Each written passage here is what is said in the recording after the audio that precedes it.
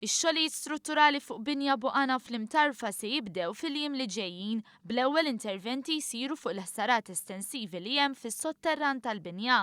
Dan ħabbru l-Ministru għall-Familja u s-Solidarjetà Soċjali Michael Farrugia f'konferenza quddiem l-istess binja li tospita ma' 80 familja.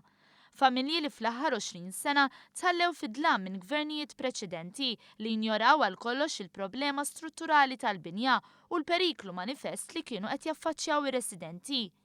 Kien f'Novembru 2014 meta l-Gvern beda jinvestiga dan il-każ u kummissjona rapport dettaljat dwar il-qagħda ta' binja Buqana mill-Kumpanija Internazzjonali Arup.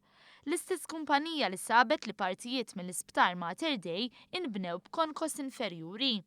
Ir-rapport li tlesta f'Mejju li għadda innega l-kollox il-verżjoni tal-perit Paul Camilleri li l-Gvern Nazzjonalista qabbad biex jissorvelja x-xogħlijiet u konferma li binja Buqana kellha difetti strutturali kbar.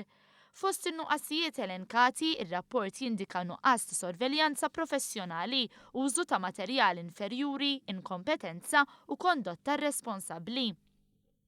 Il-Ministru Farrugia spjega li b'investiment ta' madwar 3 miljun euro, il-Gvern se jkun qed jagħmel l-interventi kollha meħtieġa biex jassigura li l-binja tkun sigura anke jekk m'għandux ir-responsabilità ċivili għal dawn ix-xogħlijiet. Dan il-Gvern xorta waħda jħoss id-dmiru d-dover illi jieħu ir-responsabilità illi jagħmel ix-xogħlijiet kollha f'dawn il-biljiet illi laħħaq madwar 3 miljun euro ħalli ikun assigurat illi il-postijiet ikunu iktar sodi, il-binja tkun iktar integra u anka il-valur tal-proprjetà li t-residenti li għodu hawnhekk tkun miżmuma.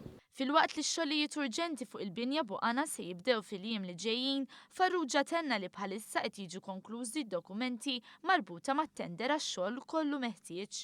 Intant dwar dan il-każ saret inkjesta li bħalissa tinsab għand l-Avukat Ġenerali li għandu jigwida lil gvern dwar kwalunkwe azzjoni legali li tista' tittieħed fil-konfront tal-persuni responsabbli.